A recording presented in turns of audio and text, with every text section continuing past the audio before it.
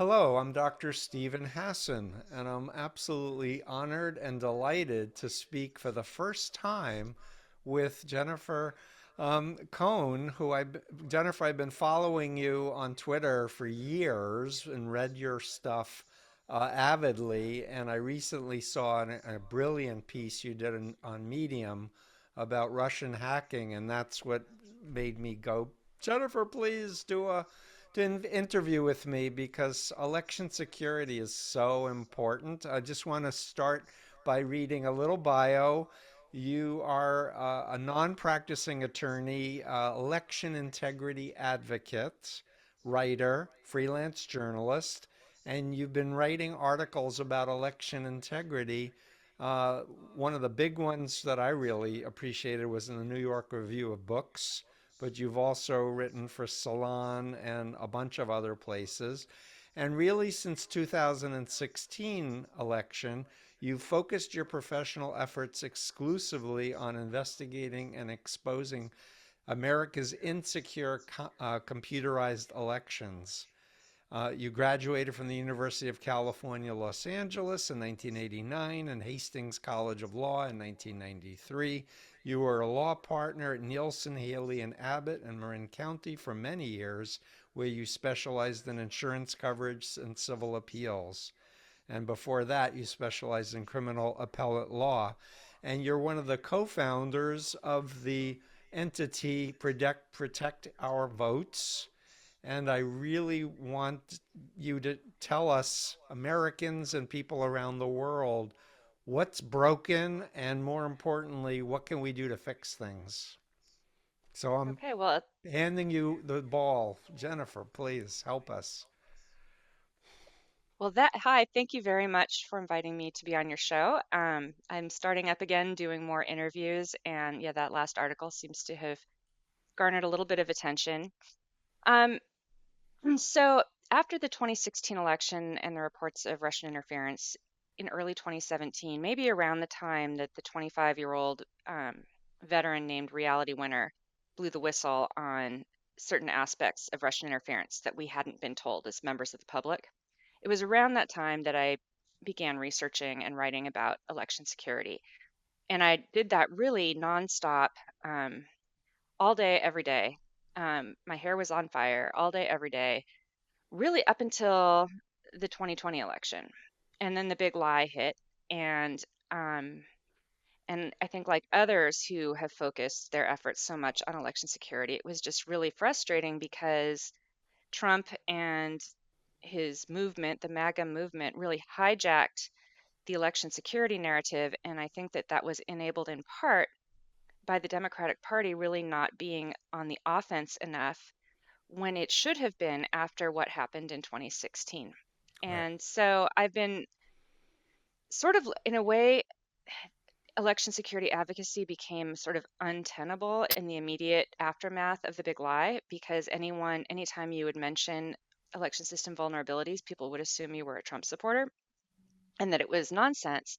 Because what Trump did is there's always a grain of truth with anyone who's really good at propaganda, and Trump and Hmm. the MAGA movement are really good at it. And the grain of truth is that there are real vulnerabilities in our systems and that there is not enough transparency in our systems. But what they did is they took that grain of truth and then added a bunch of lies and pretended that this actually proved that he won the election, which was, of course, the big lie.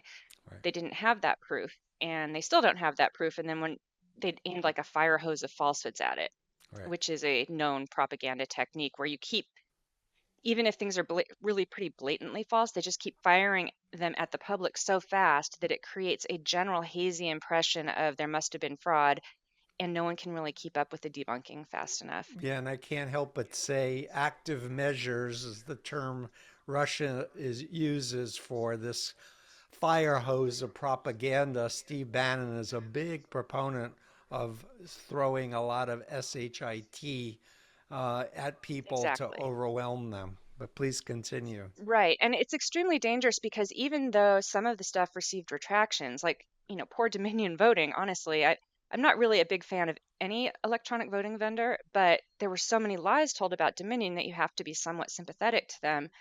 And, they got some retractions because they were accused of stealing the election without any evidence. And they got some retractions from, Newsmax and OWN, but the way that the fire hose works is that in order to really counteract it, you have to repeat the truth more often and sort of with more detail and in a more engaging way than the lie. So really all you get was like a singular retraction to months and months and months of lies. Right, but didn't they And sue? Didn't Dominion they've sued. I sue? don't think the litigation is very far along. I don't really know the exact status. I looked into it just a little bit the other day, and they haven't taken any depositions, and that's about as much as I know about it. Terrible. It is, I mean, the problem is our judicial system isn't meant to go at a breakneck speed. It's not really Right, built that way. right. And so in any event, so I just started writing in a way. I sort of shifted from vulnerabilities to the people behind the big lie. And I do think, I mean, I think it's it's interesting from someone who well, I was always interested a little bit in the peripheral disinformation figures, but it's not going to be enough just to secure systems. Now we have a whole big lie to counteract. And part of that, I think, involves going back to some previous elections, not to prove that those were rigged, because frankly, I don't have that evidence either. And I'm actually very careful to not say that I have proof that prior elections were rigged. What I have proof of is concerning circumstances and a very concerning lack of due diligence and lack of candor with the American public Hmm. about those circumstances. And then a political party, really the Republican Party, that actively has thwarted efforts to secure systems, and a Democratic Party that hasn't done enough. They haven't, for example, really tried to bring the public, which I think is really their only leverage after 2016, Right, and I'd to like to enact election cite, security legislation. They didn't engage the public because they didn't want to scare them, and so they didn't have any leverage. yeah, and I want to say from your New York Review of Books piece, you wrote about Senator Ron Wyden and the SAFE Act. That was legislation the GOP deliberately undercut so it couldn't be passed into law, and monies put to really supporting the integrity of the voting system. Well, that's exactly right. I don't think most Trump supporters are aware that the GOP blocked an election security bill, Senator Ron Wyden's SAFE Act, that would have done things like banning internet connectivity for the 2020 election. Right. It would have required removing wireless modems from the ballot scanners in swing states that ES&S installed. By the way, Dominion does that they do sometimes use modems with their ballot scanners, but they're at least external. So you're not actually connecting the ballot scanner itself to the modem. So you Hmm. don't have issues, for example, of a hacker getting in and then being able to stay inside the ballot scanner. The the worst they can do, which is bad enough, would be to tweak with the reported totals, not the official. But if they're inside, they can stay inside. And so that's ES&S, not Dominion. Um, Yeah, and there have been documentaries that showed the weakness and the flaws by having machines that wirelessly you can dial into and change the address of the citizens, turn people away, say you're not, your ID doesn't match what we have in our system, and it was just a right. hack as just one Yeah, small it's example. exactly. And it's not even really, I don't think, disputed or disputable anymore. That was sort of the big lie that we were told as the public after the 2016 election. They would always say, well, we didn't have to worry about vote tallies because voting machines supposedly don't connect to the internet. And it was really at best, and that was repeatedly by Jim Comey, for example, and Jay Johnson. And this was in my latest piece. I talk about Yes. some of these misleading statements that public officials gave to members of the public. And that was usually their favorite talking point. Well, it was two things. One, they don't connect to the internet, and two, it's too decentralized. And they were both pretty much bunk. Right. Because starting in 2015, ES&S had begun installing these wireless modems, certainly throughout Florida before the 2016 election. I believe they were in Wisconsin too, and we don't really know where else. We only know of those just because researchers, or they happen to be discovered by members of the public somehow, or members of the um, people who study election security. Right. And so yeah, the Trump movement would pretend like they discovered these things. Oh my God, there's internet connectivity. They knew it was known to their elected representatives before the election, and the Democrats were trying to do something about it. Not enough, in my opinion, except for Wyden. Let me put it this way, we needed barn burner speeches. Wyden gave a few, and he's really the only one. And that's what you can do. It doesn't guarantee that it'll pass, but the court of public opinion is leverage. Right. And I think it would have helped minimize anyway to the extent to which Trump was able to go on offense on this issue. Yeah, Falsely go on offense. He didn't have a basis to do it.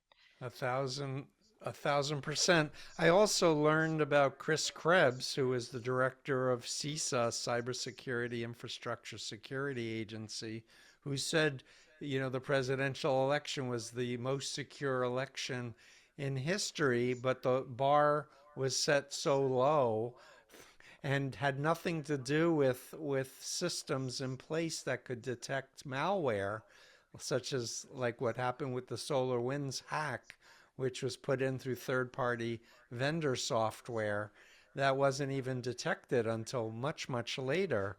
Um, and the other thing I want to comment on is the presidential election had a lot more scrutiny than 2020, but all of these other election races were not scrutinized, especially in swing states.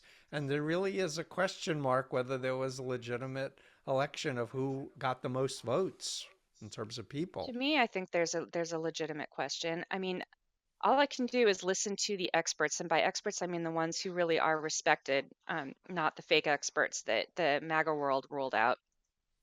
But there are a number of election security experts who have been warning about vulnerabilities for many years, and warning about it into a void, really, mostly. And they say that the vulnerabilities are real, and yet I think what kind of happens is the Democratic Party is so afraid that it'll somehow discourage turnout that they don't say anything, and then they almost like, or they, in response to the big lie, they pretend the election was more secure than it was, even though they never got their legislation passed because the GOP blocked it. Right. I think they almost convinced themselves because then no one's talking about it. So it's almost like, wasn't there something like during World War II when if people were prisoners of war, they would be made to write out things like how America was terrible. And if you say something enough, even though it wasn't your initial idea, your brain can kind of get tricked into believing it. Well, And I that's feel my like field. Yep, that's I know brainwashing 101. And it's based on cognitive dissonance theory that we have thoughts, feelings, and behaviors. And if you do the behavior enough, you start believing it. You start rationalizing and feeling exactly. good about it. We're all human beings. But it seems like the Trump effort, the Putin effort, the Christian right effort of psychological warfare has been very focused, and everybody else is walking around in a trance going, we should just do things the way we've always done them because they were okay. And things are not okay. We're in a crisis World War No, III situation. right. Things are not okay. But and I do think though that the Democratic Party repeating that sort of mantra about the most secure election ever, they maybe convinced themselves a little bit. I mean, we even lost, for the most part, we lost Ron Wyden. He used to talk about this issue all the time, and it was probably the party leadership that told him to just step down. And honestly, at that point, we are in a really bad situation because anytime you point out the vulnerabilities, then the Trump people would say, "Aha," and then they have their whole apparatus in place that they would just repeat it over and over and over again, and suddenly it would become something a little bit like out of context and twisted, Yeah, and as you say, see, you Trump really won. take a grain of truth and flip it. And I wrote in the Cult of Trump about projection. So Hmm. Trump wanted to do a coup. He blamed Biden for the coup or Hillary for the coup. Trump was involved with Jeff Epstein and was involved with all kinds of episodes with women where they alleged all kinds of rape and assault. But let's blame the Democrats for doing that. And the thing is, the only hope is, from where I sit as my expertise, is telling the truth and being honest with people and saying, look, we don't know everything, but here's what we do know. Here's where all the arrows are pointing to that closet over there, and let's open the closet and let's examine the contents in an objective way. And not this binary all or nothing, good versus evil, and just name calling, which is going to cause the demise of America. I think that's right. You know what? Can you hear that background now? Nope. Oh, you can't. All right. So how do we make a signal to your? Oh, there we go. All right, because Okay. there's like drilling going on right behind Nope. it. Okay, good. I'm glad you It's can't great. hear it. Um, yeah, I think that telling the truth is the most important thing. And again, I want to emphasize, I'm not saying that the truth is that Trump really lost in 2016, but I do think the truth is there are questions about it, and the truth is that there were a lot more questions about that election, a lot more legitimate concerns about that election and hacking and the results deviating from the pre-election polls and the exit polls, and even it appears that their own internal Trump's own internal polling. Um, Yeah, I and then believe the that it was hacked based on my research for the Cult of Trump book and statistical analysis, as you said.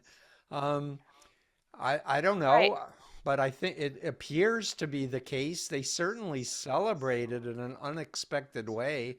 Michael Cohen said they didn't expect to win, but it wasn't until right. Mercer came in, put in Bannon and Kellyanne Conway, and did the whole Russia, Alex Jones, Breitbart, Fox, Mhm. talk Well, we know they radio installed circuit. malware at a minimum in the voter registration systems. That was let out by, I mean, we know more than that actually. Bob Woodward is the one who very belatedly, years after the election, leaked that Russia had installed malware that could delete every 10th vote in certain precincts. So you would just put it, the idea would be you would put it in like predominantly African American precincts, which with the assumption that African Americans vote overwhelmingly Democratic, and then you could help swing an election that way. We Right. don't have proof that it was activated. And I don't, I don't necessarily think it, I don't know if it was or wasn't. I'm going to put that out there. There are a lot of people who will say, well, they wouldn't have put it in there if they weren't going to use it. That's not necessarily true because you do have Obama giving that, red phone call. It didn't sound very persuasive to me. Just, yeah, because he'd given an earlier warning this is all in my article about 2016, by Right. the way, It's but he gave a excellent. warning in like September because it turned out, according to the book Rigged by David Scheimer, which I really recommend, it turned out they were in a position to edit vote tallies in at least some places. Hmm. I think they figured that out, by the way, by using the IP addresses that they got from the first link and then sending it to state officials. And then the state officials looked at their systems, and a few states at the state level do handle vote tallying. Mostly, though, that's done at the county level. So it may actually, Hmm. they had states look at it, not the counties and not the localities. And so they found a few states, eh, a few, Right. where possibly they found, I'm guessing that that's how they figured it out, that they found those IP addresses somehow related inside their systems, but it was only a few. But the problem was they didn't really have access to, perhaps due to time constraints, but they weren't really didn't have a cooperative relationship established before the election with local and county officials, which is really where all the vote tallying is done. So it could have Hmm. been in a lot more systems than what they saw. Hmm. But according to David Scheimer's book, they had the intelligence community did determine that they could edit vote tallies in a few places. They just didn't think it was what they knew about, what would not have been enough in their assessment to change the outcome of the election. Right. And so they were still confident Hillary would win. And but Obama gave a very stern call to Putin, and then said cut it out. And then Putin didn't cut it out, at least as to what they saw. They saw voter registrations Right. newly infiltrated after that, or attacked anyway after that. Yeah, they were all overconfident Hillary was going to win by a landslide, by 85%, right? And Right. so And I we think were the truth asleep. is people think that the intelligence community is more was more all-knowing than it is. Like they would know if they would have been able to tell if vote tallies were being hacked. But the way that our system is, they really wouldn't necessarily. They didn't. Jay Johnson admitted that they, in the book Scheimer, that they didn't have independent surveillance abilities. They had to have cooperation from, they were really focused on the state. And I honestly believe that the FBI may not have fully understood how our election system worked at the time that they were scrambling to figure out what Russia was up to. I don't think they knew that ESNS, for example, had installed wireless modems, or if they did, then then Comey's testimony really was worse than just wrong. It was deliberately misleading. Yeah, and I'm a little more cynical at this point, realizing the level of infiltration into law enforcement by Russia. And people Mm. forget about Robert Hansen, who had was head of FBI counterterrorism against Russia, but he was actually an agent. And guess who was in charge of his disposition? William Barr, who said it had nothing to do with Opus Dei, which I wrote about Opus Dei as one of the cults in the cult of Trump that are supporting Donald Trump. So I really feel like we need to clean house and really find people who are dedicated to their oath of supporting the Constitution and not be compromised by videos with underage girls or money or any number of other religious manipulations. Because, a lot of Christian right people have been indoctrinated to think that Putin is a man of God and that the Right. third Rome is Moscow. And with all this carnage and terrorism in Ukraine, I'm hoping it's going to wake some Republicans up to realize Putin is not a man of God. He doesn't care about God. He has no compassion or empathy at all. It's all about power and control. I hope so. One thing, so one thing that I had in my article about 2016, I begin it with a discussion of sort of a brief overview of the Ukraine situation and including the revolution to make a long story short, Paul Manafort, who was partners with Roger Stone once upon a time, he helped win slash install a pro-Russia dictator named Viktor Yanukovych in 2010. Yep. And after that, and then after that, he spiked this deal that was a lot of people in Ukraine, the citizens wanted to be more Western and they wanted to get away from sort of the umbrella of Russia's authoritarian rule. And so he spiked, though, this deal that was pending between Ukraine and the EU that had been pending for years. And this triggered all of these. It was called was that the Orange Revolution or a different revolution? Well, anyway, I don't think it was the orange one. It was another the Maiden Revolution. Um, Oh no, I'm getting my timeline all screwed up. I'm sorry. Well, in any event, he spiked a deal and it triggered these massive protests. And then there was the state police shot a bunch of protesters, and that triggered a revolution. And Yanukovych fled. This is Right. Manafort's guy, fled from Putin's Ukraine guy. and right, and Putin's guy, and fled to Russia. And where was I going with this? Yeah, no, the manipulation of the history of Russia and Ukraine in your Oh, article. thank Hmm. you. I know what Sure. it was. So people would say in Russia would always say, and the right wingers would always say that it wasn't true that the Ukrainian citizens wanted to move closer to the West, that was just U.S. propaganda. That was it. So there was a lot of pushback against that narrative, saying that's just U.S. propaganda. And what I think this current war and the opposition that the Ukrainians are putting at not greeting Russia with flowers shows that it wasn't just Right. U.S. Good propaganda. point. And I think that that is a really hard to call it a positive exactly, but it's one, and at least in terms of the narrative warfare that's going on, it put a little chink, at least, in the false narratives that have been being put out by Russia and the right wing. And yet, you're right, there has been a very long alliance between Russia and the religious right, which is really the Council for National Policy to a large extent, Yep. and they have formed this. I think what happened is they formed an alliance long ago with the so-called economic liberty Republicans. So there's like the religious, so-called, I put it in quotes because it's kind of all inverted, but the so-called It religious is. liberty, religious right, and the so-called economic liberty, meaning no regulations, right, formed this alliance at the Council for National Policy, like in the 80s, and they have been sort of infiltrating our government and determining policy.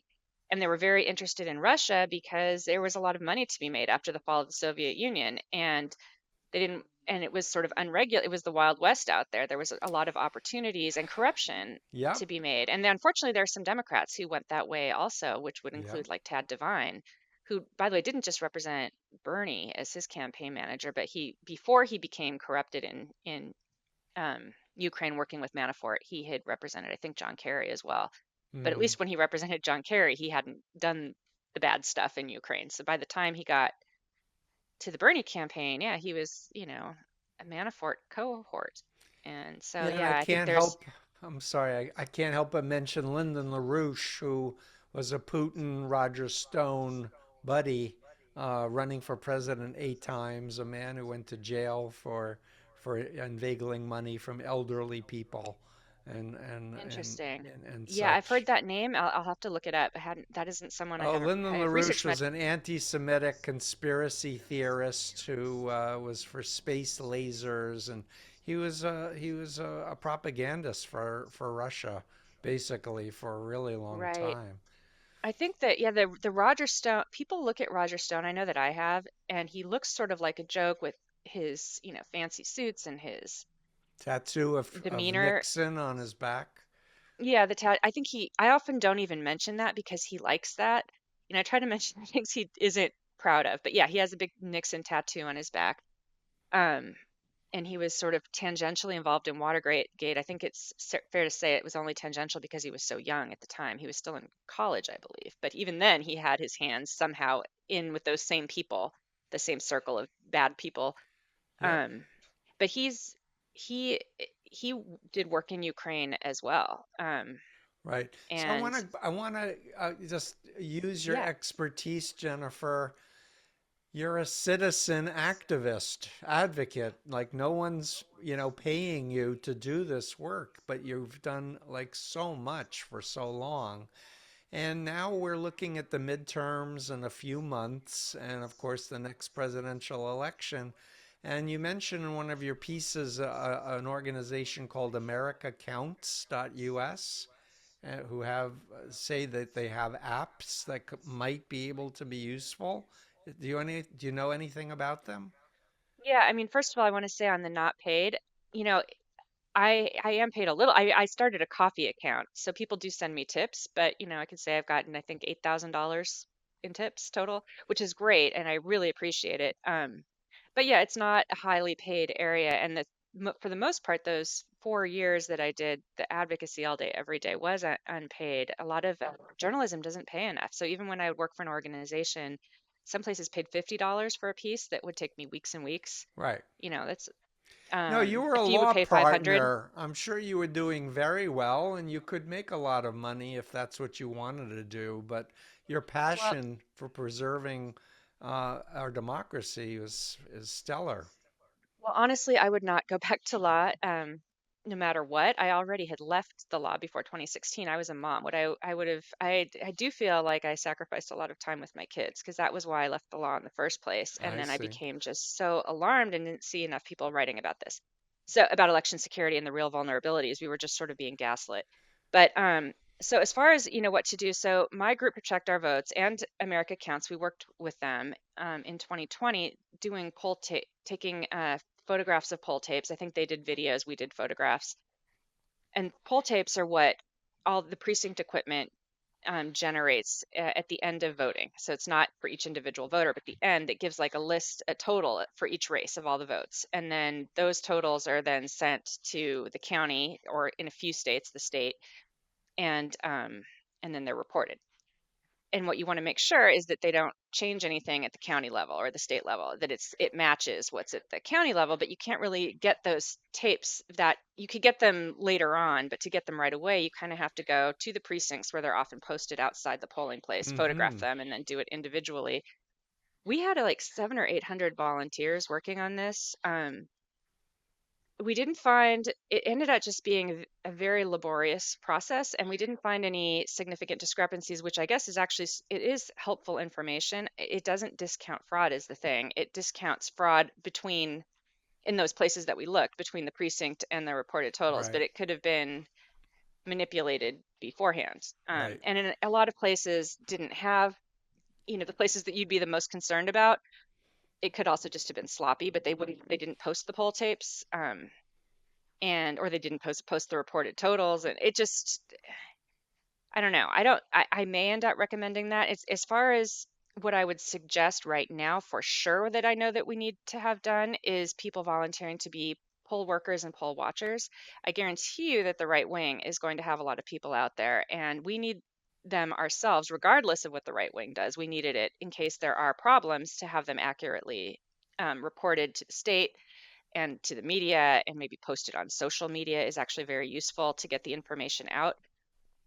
So we need it for that. And then we also need it in case there are lies told about what's happening at the polling places. Mm-hmm. We need people there ourselves to know what's going on. So by we, I mean, I am a Democrat and I'm fairly upfront about that. I'm very upfront about that.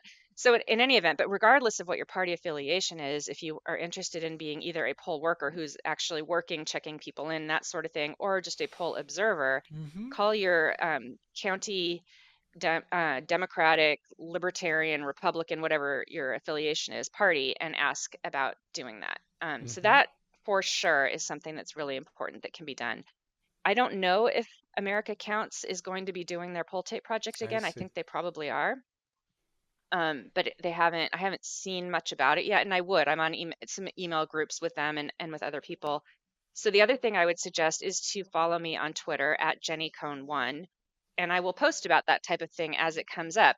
If there are election protection um, activities, measures coming down the pike, I will absolutely be Mm-hmm. posting about that on Twitter. And there are a number of other accounts on Twitter that I can recommend. It is not easy to know who Who's who reliable and is trustworthy? reliable, right? And unfortunately, in this area, and again, this is based on my experience from before the 2020 election, and not having anything to do with what Trump and those people would say.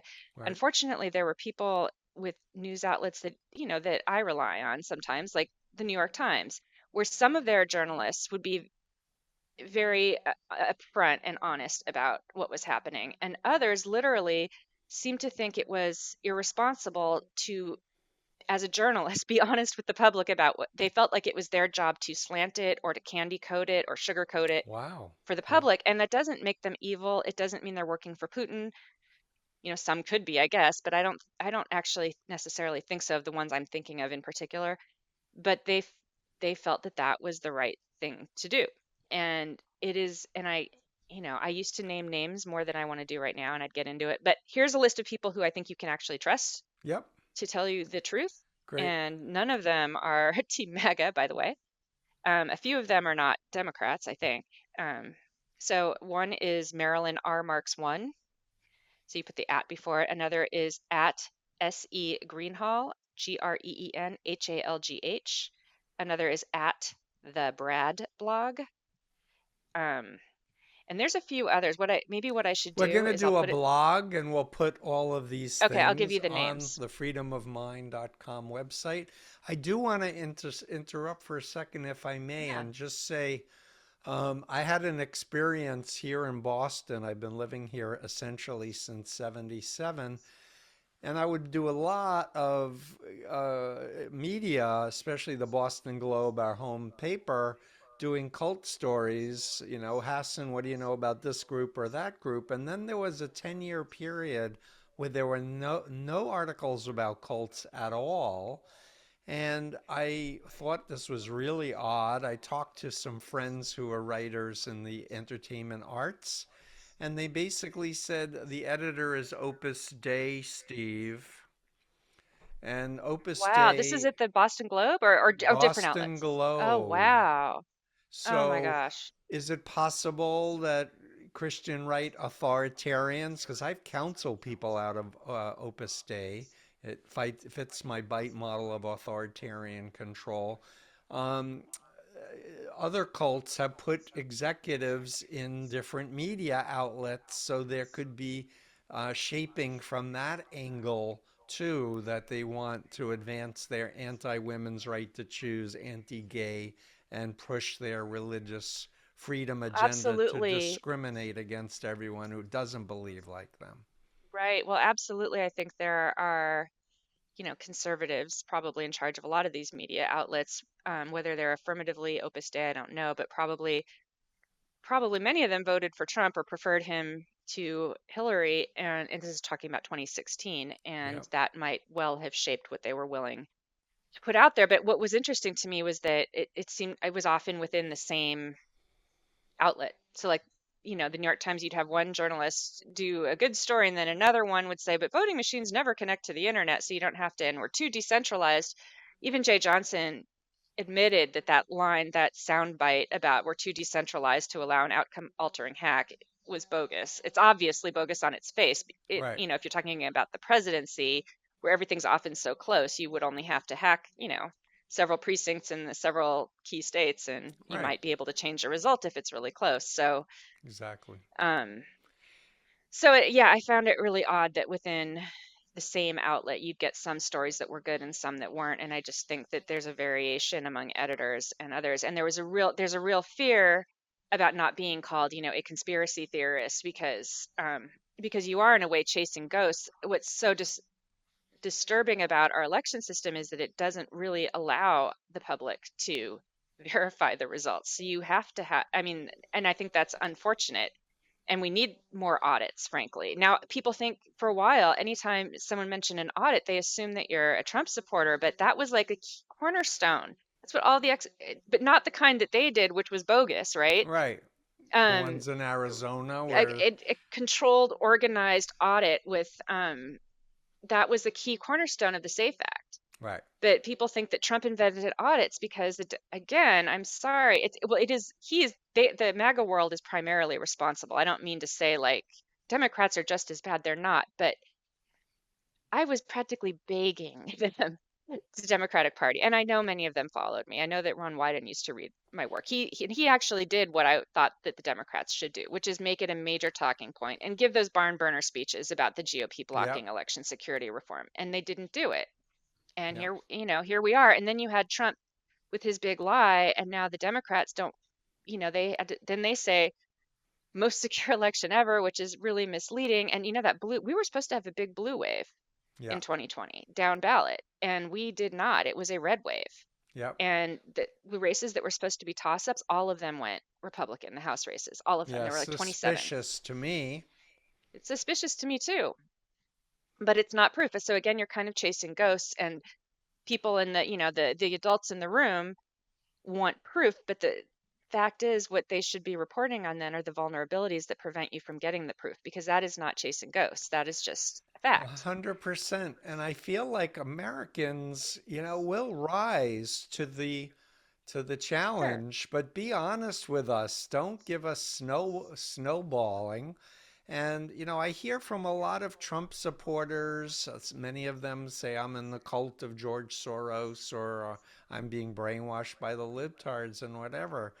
But I'm telling you, I've been censored by the mainstream media with my book, The Cult of Trump. Even though everyone uses the cult word now after several years, I'm not on all the time. I used to be on all the time before 2015.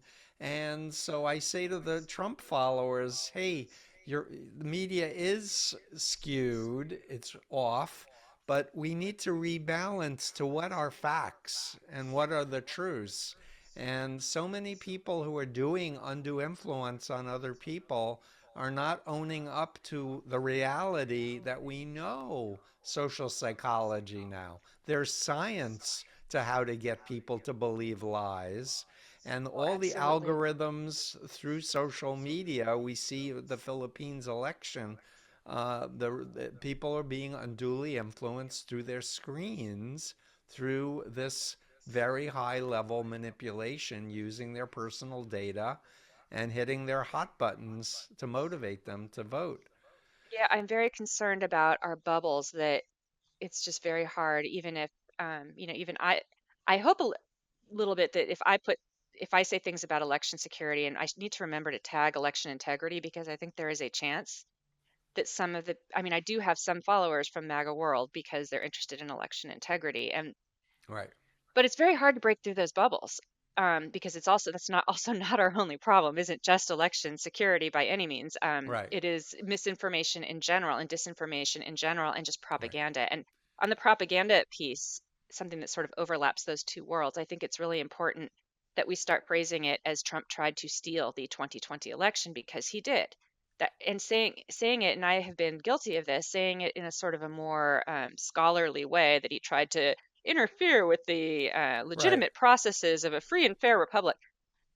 No, just say he tried to steal it, and it kind of scrambles their words because they their own messaging, and he absolutely tried to steal that election. And I think that's sort of plain spoken and how people can understand it and get a little bit more outraged.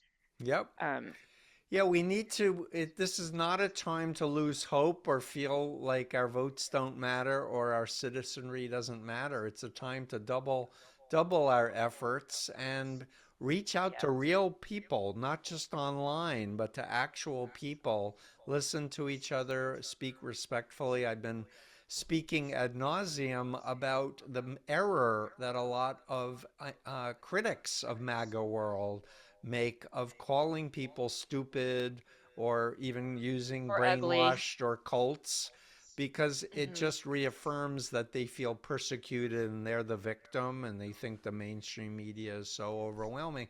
No, I'm for like person to person, help me understand. When did you first hear of Trump? What's your first memory of Trump? And a lot of people are like, oh, I saw him on The Apprentice or, this bogus reality show that Mark Burnett concocted. But so what'd you think of him? Oh, I thought he was a turd, or I thought he was a real, expletive. So to walk me through how you came to believe that he is a good person, worthy of trust, someone who's lied so many times, and just ask the question in a respectful way and follow up and take the position of, hey, I could be wrong. If there's evidence from your position, please, I'm willing to listen. Tell me what was persuasive to you. Was it your pastor who claims to be an apostle of God, who gets direct revelations, who told you that Yeah. he heard that Trump would win in 2020? Is that real? Is that really what you've based your judgment on? Because maybe he's not a prophet or an apostle. Maybe he's a cult leader. Maybe he's Right. someone with an agenda that isn't congruent with what we know as a separation of church and state and a recognition that I you have a think right not to believe. I think it's great that you're doing that. I think for a lot of us with family members and friends who went that route, it is too painful and infuriating, I guess. I can't have that conversation. I don't write people off though, permanently anyway. There might be a fight or whatever, but I never, I mean, I want to say I don't believe in that. I don't believe in writing people off, but I'm sure there can be circumstances where it's warranted. If it's really causing you personal trauma in your life, It's maybe you do have to write someone. absolutely traumatizing. And I can tell, I relay my personal story being in the Moonies. My family, my friends tried to tell me it's a cult, Steve. Don't you see? Hmm. And the more they said things that way, the deeper my commitment got. But the key thing is remember mind control and brainwashing is not permanent. It does not erase a person's memory or values or authentic self. It creates a pseudo self that controls and dominates the person's self. But people do have tipping points where they wake up and they go, wait a minute, this doesn't make sense. And my message is always if something is legitimate, it will stand up to scrutiny.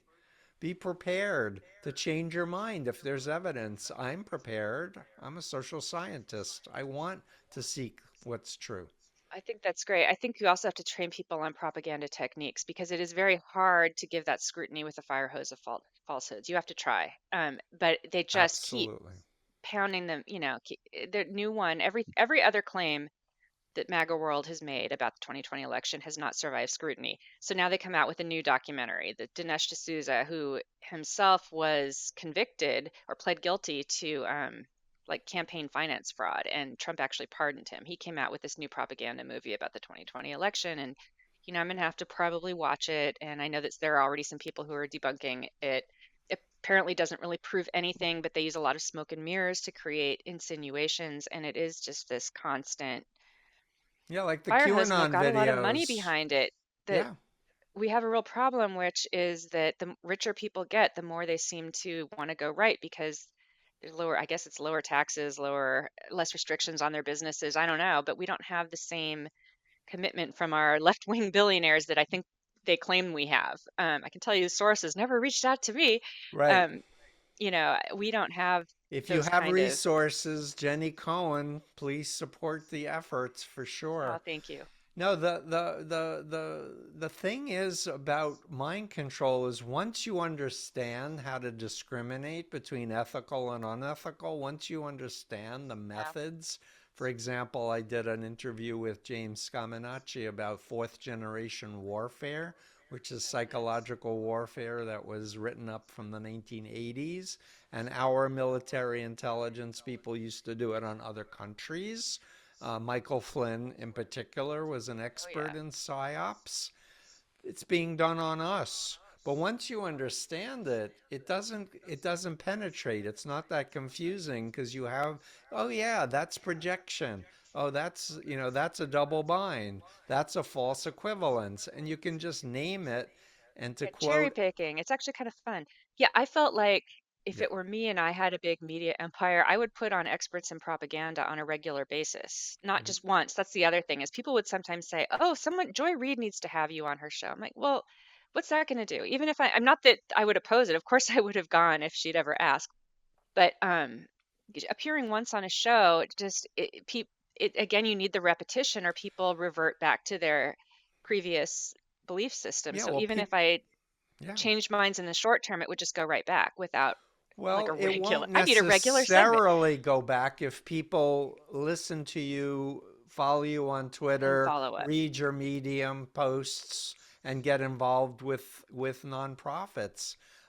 I sup- But I agree. I've been advocating for mental health professionals being on the media to help mhm. people deal with the Yeah, it's a anxiety and great the idea. fear and the phobias and the sleep problems, as well as social psychologists whose job it is to explain all the different techniques of influence that happen, as well as what you correctly said, people who are experts in propaganda and disinformation analysis. I've been spending a lot of time with Dave Troy, who's done a marvelous analysis, in my opinion, of what's going on Yeah, he's good. He talks about historically. cryptocurrency a lot, which I don't know much about, but he does. So Yeah, so I mean, I don't know that much about cryptocurrency.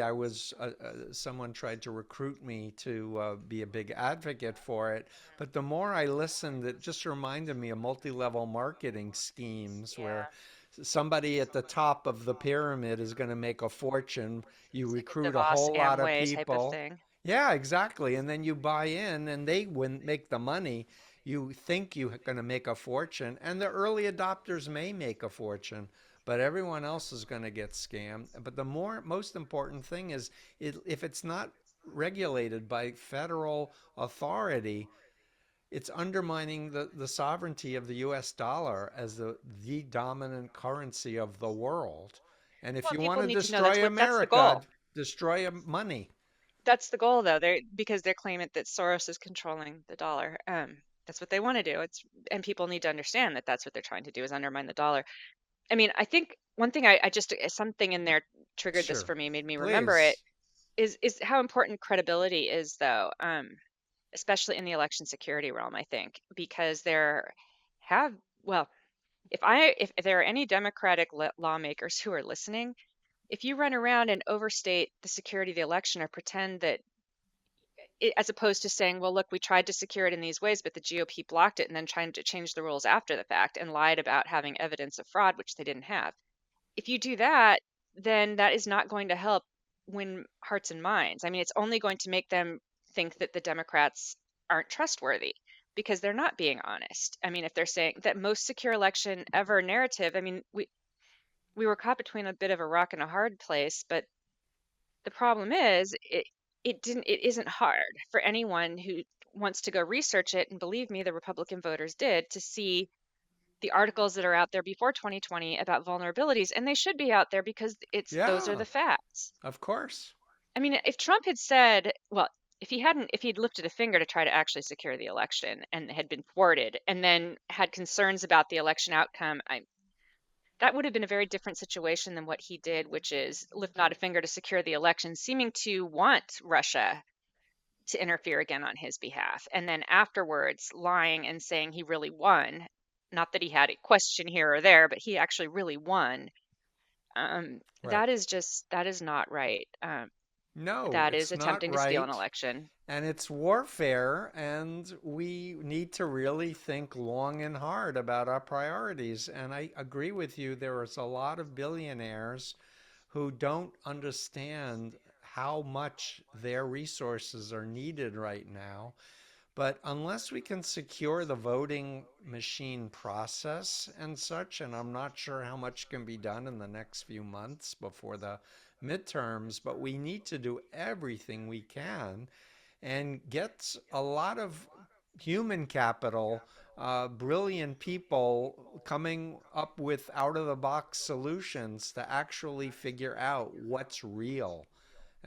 Right. And And we need more transparency because even if you have the most truly secure election in the world, if people don't believe it and there's no way to make them believe it, you still can run into serious problems, similar to what we just had. I mean, people like me and the cybersecurity experts were warning before, even before the election, that without transparency, you can end out with a civil war because even if a result is valid, you could have a huckster come along and say it's not, and that is kind of what happened. I don't want to say that a system is 100% opaque because it's not that either. It's somewhere in between, but it really has a long way to go. And lying about it is just makes it worse. It just makes it worse. And that's kind of why I'm going back and not rewriting, but I'm trying to correct the narrative about some of these past elections, at least while before the evidence of it all disappears, the evidence that some of it's, reports on social media about problems. So anyway, yep. that was the 2016. I'm going to do one. I do have a draft of 2020 done, but it's sort of evolving as we get more information about it. So it's not ready to go And out yet. I'm gonna appeal to everyone who's listening. Um, do the right thing. If you're aware of someone in your family that's doing illegal things to mess around with the election that's coming up or the presidential one, be a whistleblower. And many times you can do it anonymously, but do the right thing now, not wait later. I'm watching interviews with Esper, who has a book that he's promoting. Why didn't he speak out when these horrible abuses of Donald Trump was happening in the White House? And to hear that people are just saving it to make money on a book infuriates me. We're in a war right now, and we need to put our self-aggrandizement to the side and focus on really protecting each other and coming Well, and together. I do want to say if the results are unexpected, I don't mean to say that polls can't be wrong, but if they're really unexpected, see if we can get some audits and some due diligence done on some of those races. I wouldn't just concede our democracy to this system as it currently is Yep. set up. Yep, absolutely. So, Jennifer, I'm so grateful for you. It's nice to meet you finally, to talk with you one Yes. on one, even though it's virtual. I'm going to ask you to give the last thoughts as we wrap up. Okay. Trying to think if I had anything specific that I wanted to. Well, we definitely heard your recommendation to call your prospective Yeah, I think polling. that is my main recommendation. Mhm. Is to we need more eyes on the ground, and so for now, that is certainly something that anybody can do, which is to be a poll worker or a poll watcher and call your county Democratic Party. And I hope that you will read my pieces on Medium. I know that there have been a few other people who have done synopses of the previous elections, but I am coming at it from a unique perspective because I was an election security advocate and really studied a lot of the election systems before the 2020 election. And I Yep. studied what public officials told us about 2016, and I'm aware of where they kind of took liberties with the truth. and that and I focus really very much where they took liberties, and it's really undisputed and undisputable that they took those liberties, Yep. because that was sort of my area of law. Insurance coverage, you always look for undisputed facts, and so that's kind of how I set up what I write. I try to stick to the stuff that I can actually prove, and I think getting the narrative correct is very important, because as much as I worry about the security of the machines themselves, I also just worry about the narrative warfare that is out there. And if the narrative didn't matter, the right wing would not have spent so much time, trying to hijack it and twist it and distort it and invert it. So we need to sort of invert it back. Yeah, and by naming the bad actors, holding them accountable, I'm waiting for Merrick Garland to arrest Trump and charge him, Well, and Roger Stone, and Roger the people who Stone are and behind the Steve scenes are so Bannon. important, and they need to be household names. Yep, and Roger Stone, Jack Posobiec, the leaders of the. I don't know that most Americans know how close Roger Stone was with most of the Proud Boys, but I mean, they were like his personal army right, before January 6th, long before they showed up at his trial, where right. he was found guilty, um, of Yep. perjury and, like 5 Yeah, counts but of Roger perjury and witness Stone goes intimidation. back to Putin through Lyndon LaRouche. Right. Really, there's a Russian connection there that for a Well, long certainly through time. Manafort. Yep, Um, that too. and he's the one who recommended Manafort to the campaign, which isn't something that I knew even until relatively recently. So I think people need to know who these people are behind the scenes, because the behind the scenes actors they are really, really warping the narrative. Yep. Um, and the Wh- narrative What absolutely gives me matters. hope are people like you and other colleagues who are spending hours and hours and hours of uncompensated work just trying to uncover the facts, the evidence, and educate the rest of us. And we have a broken system that we need to right, and there's no way we're going to do it if we don't continue to have political power in the Congress and in the White House. So I'm going to do And whatever I can, which is why I wanted to interview you today. thank you.